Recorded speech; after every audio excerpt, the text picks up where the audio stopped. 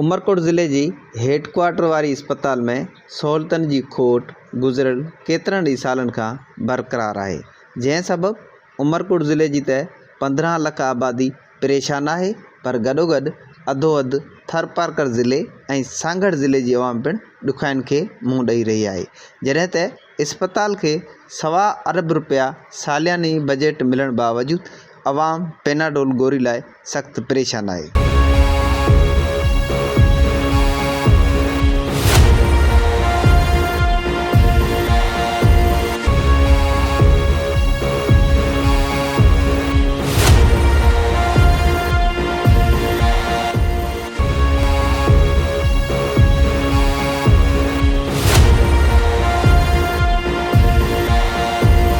इन हवाले सां सिंध टीवी न्यूज़ सां ॻाल्हाईंदे सियासी समाजी धुरनि जो चवणु आहे त का बि सहूलियत कोन्हे, टके जी सहूलियत कोन्हे। उमरकोट जी जेका सिविल अस्पताल आहे उन जी हालत तव्हां वञी ॾिसो, ज़िले जो हेडक्वार्टर आहे, उन में माना तव्हांखे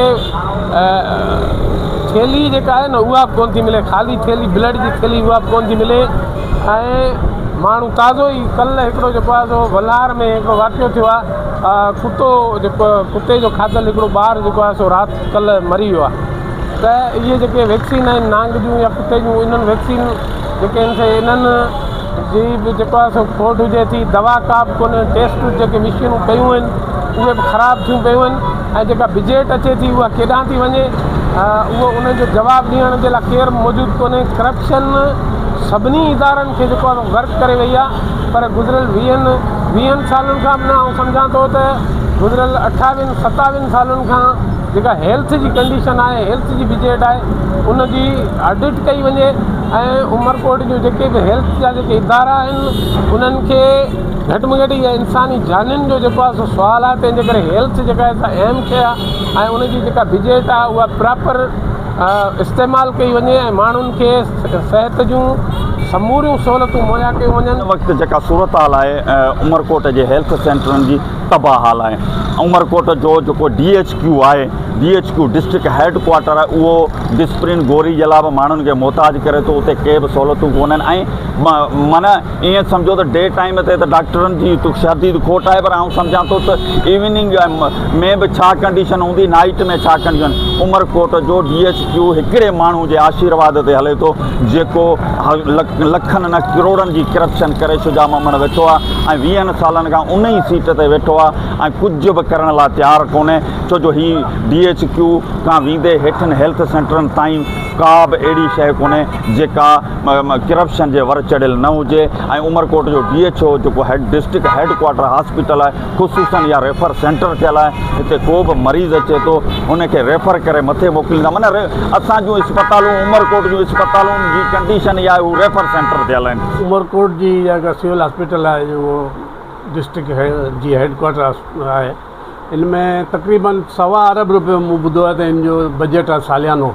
लेकिन उते हालत इहा आहे त मरीज़नि खे पूरी तरह सहूलियतूं कोन आहिनि। हींअर मूं हिकिड़े फेसबुक ते रिपोर्ट ॾिठी पए त उते जेका सूरत हाल आहे, जेको दवाउनि जो रखण जो तरीक़ेकार आहे, उहो मतिलबु को महफ़ूज़ तरीक़ो कोन्हे। ॿियो ही हिते उमरकोट जे शहर जे वेझी हुई हॉस्पिटल, त उते अगरि हींअर असां मतिलबु हिकिड़ो आम मरीज़ अगरि वञे उते सिविल हॉस्पिटल वञे त उते तक़रीबन उनजा 500 रुपया त रिक्शे वारो किरायो थो वठे। ऐं हिते अगरि हिते OPD भला ॿियो न थिए त OPD खोलनि, हिते ग़रीब माण्हू जेको बुखार नज़ले ज़ुकाम जा मरीज़ बि आहिनि या को एमरजेंसी थी वञे त हू जल्द जल्द पहुची बि सघनि। ॿियो हीअ अताई डॉक्टरनि जे फ़ाइदो थिए थो हिन ॻाल्हि में, त जेको आहे उते वञनि, उते ॾियनि 500 रुपया, हिते 200 रुपये में अताई डॉक्टर खां इलाजु कराए पंहिंजे लाइ बीमारियूं ख़रीद करे वेठा आहिनि वीचारा गरीब माण्हू, केॾांहुं वञनि।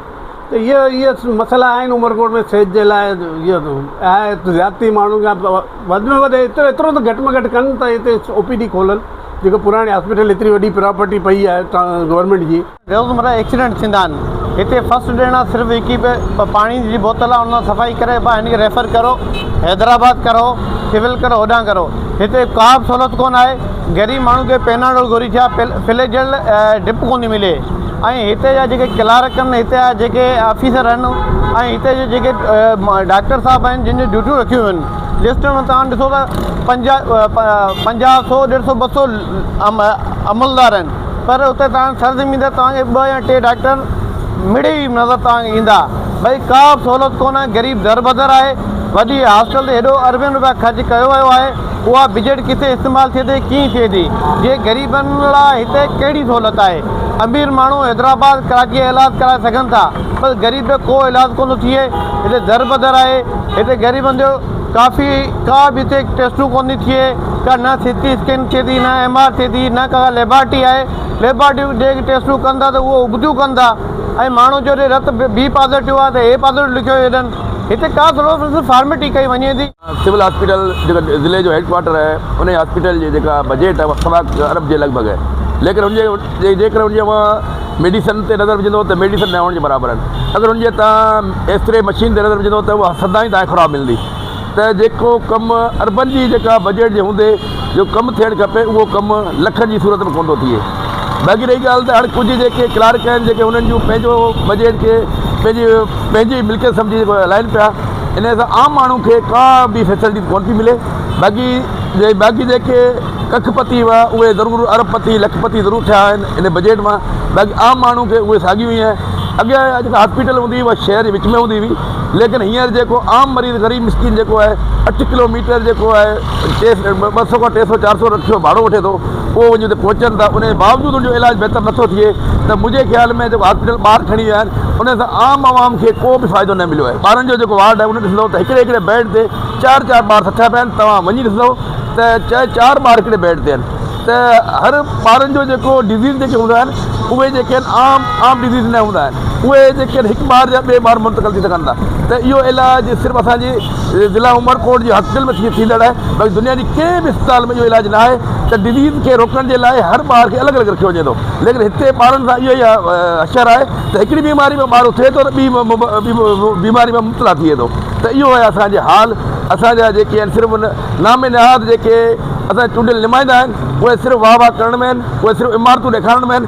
बाक़ी इमारतूं ॾेखारे उन्हनि ते अरबें खरबें रुपयनि जी जेका आहे बजट खाइण वारा असां नुमाइंदा आहिनि, जेके हर रोज़ पंहिंजा जेके आहिनि पंहिंजी ज़ाती ज़िंदगियुनि ते इस्तेमालु पैसो कनि पिया। बाक़ी आम माण्हू खे को फ़ाइदो न आहे। सिविल अस्पताल में मेडिसिन वग़ैरह कोन्हे को, उन सां गॾोगॾु उमरकोट हेॾी वॾी हेडक्वार्टर आहे जेका पूरे ज़िले जो हेडक्वार्टर आहे। उनमें जेको आहे न ब्लड बैंक का सहूलियत आहे, न लेबॉरेटरी का सहूलियत आहे, न ई अल्ट्रासाउंड का मशीन कम वारी आहे। ऐं ॿियो ॾिठो वञे त जेका ब्लड बैंक आहे उनमें एक्सरा मशीन आहे जेका डिजिटल एक्सरे में आहे उहा नथी हले। उमरकोट में हिकिड़ो जेको हेल्थ डिपार्टमेंट जो क्लार्क आहे जेको हिते आयो तॾहिं आउं सम्झां थो त मोटरसाइकिल बि कोन हो, पर हींअर 11 बसूं हलंदियूं उमरकोट खां जेके डायो बि आहिनि ॿियूं जेके यू टर्न आहिनि जेके उमरकोट टू कराची हलंदियूं, पर केरु पुछण वारो कोन्हे। असां एयरलाइन सां रिक्वेस्ट कयूं था, हिकिड़ो मुतालबो कयूं था त महिरबानी करे हेल्थ डिपार्टमेंट ते थोरो अखि विधी वञे ऐं उन्हनि मामलनि ॾिठो वञे त जीअं उमरकोट जे माण्हुनि जी सिहत जी हिफ़ाज़त थी सघे।